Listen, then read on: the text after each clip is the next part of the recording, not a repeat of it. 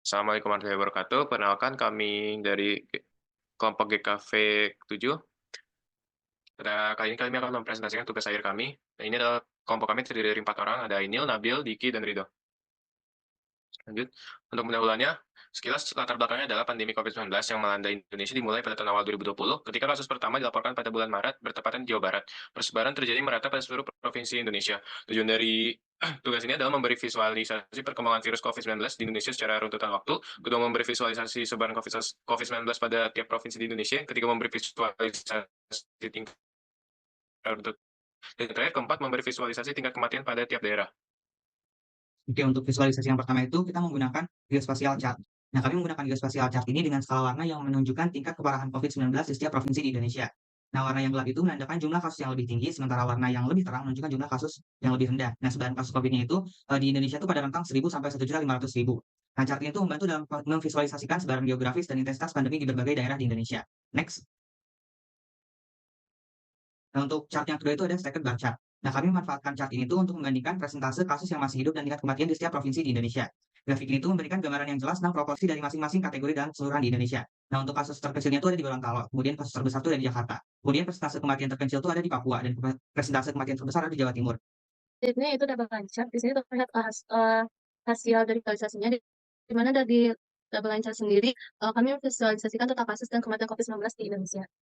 Representasinya itu pada kasus dan kematian mulai meningkat tajam sejak Maret 2020. Terdapat lonjakan signifikan dalam jumlah kasus dan kematian setiap bulan hingga akhir tahun 2020. Pada Januari 2021 terdapat lonjakan besar dengan total kasus mencapai 1.078.314 jiwa dan total kematian sebesar 29.958 jiwa.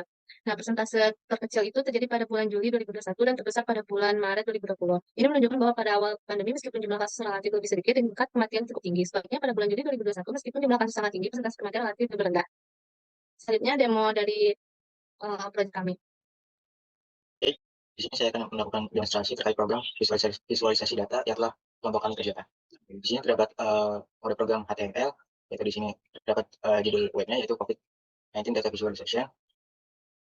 Kemudian script API untuk digunakan pada visualisasi data. Di sini yang pertama untuk Plotly, yang kedua untuk stack bar chart, dan kemudian yang ketiga geostatic untuk geospatial data. Kemudian di sini ada ID line plot, kemudian canvas line chart, dan ID region untuk menampilkan data line chart, stack bar chart, dan kemudian ini untuk script source-nya untuk mengambil source kode dari kode visual JavaScript. Di sini ada ya, mengolah fungsi data yang akan ditampilkan. Nah, di sini fungsi untuk menggambar line chart atau line plot tersebut menggunakan API. Nah, kemudian berlanjut ke stack bar chart. Di sini ada variabel label yang berisi nama-nama provinsi yang digunakan.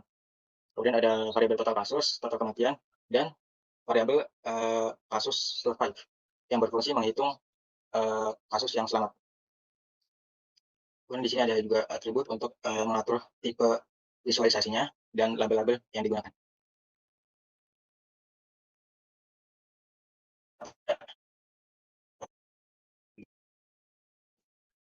Yang pertama di sini fungsi yang pertama berfungsi untuk mengambil API dari Google Chart, menggambar map yang berisi data-data provinsi dan total kasus yang ada di Indonesia. Kemudian untuk variabel option ini berisi untuk membatasi maps yang tampil. Yang pertama ini ada region, kita menggunakan region ID untuk negara Indonesia. Kemudian resolusinya untuk ukurannya itu provinsi, dan range angka kasusnya itu dari 1.000 sampai 1.500.000. Kemudian ini untuk variabel chart untuk ambil ID dari HTML. Berikut tampilan dari program visualisasi data. Yang ini untuk line chart. Kemudian baik. Dan yang ketiga terdapat geochart. Di sini kita bisa melihat sekian terima kasih.